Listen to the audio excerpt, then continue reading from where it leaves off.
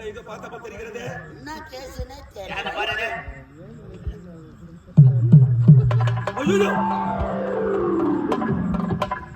அம்மா லெக்கா போற கேஸ். இந்த பொண்ணு என்ன கித்துக்கேதாவா? காரணமா தான் தூக்கி அந்த பயமா இருக்கு போகாத.